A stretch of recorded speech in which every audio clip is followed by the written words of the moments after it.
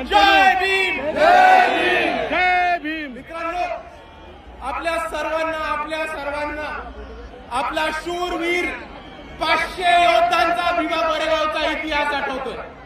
आणि इतक्या वर्षापूर्वी जरी ती लढाई झाली असेल तरी 2025च्या शेवटी 2026 मध्ये जाताना आजही भीमा कोरेगावला लाखोच्या संख्येने भीम अनुयायी येतात.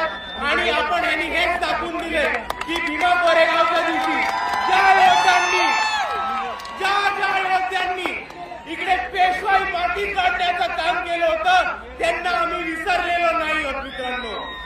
आणि दुसऱ्या बाजूला ज्या 500 शूरवीरांनी इकडच्या व्यवस्थेच्या विरुद्ध, इकडच्या परिस्थितीच्या विरुद्ध आणि इकडच्या पेशवाईच्या विरुद्ध बंद उकरण्याचं काम केलं होतं त्यांना आपण अभिवादन करायला येतो.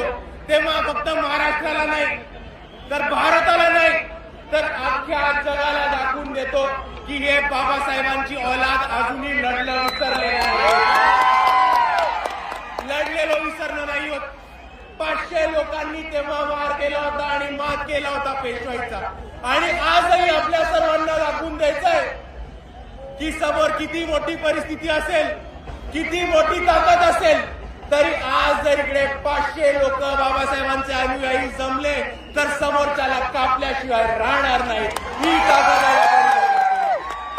आणि म्हणून मी आपल्या सर्वांना एवढीच विनंती करतो की आज जसं आपण भीमा कोरेगावच्या इथे अभिवादन करायला एवढ्या मोठ्या संख्येने आलो, त्याच पद्धतीने आपल्याला हा शौर्याचा इतिहास आणि आपल्याला आपल्या समाजाचा लढवय्या इतिहास पुढे घेऊन प्रत्येक क्षेत्रामध्ये घेऊन जायचा आहे. आणि भीमा कोरेगावच्या शौर्यांना आपण तेव्हाच अभिवादन करू जेव्हा आपण त्यांच्या पद्धतीने त्यांच्यासारखे छाती टोकपणे लढणं शिकू.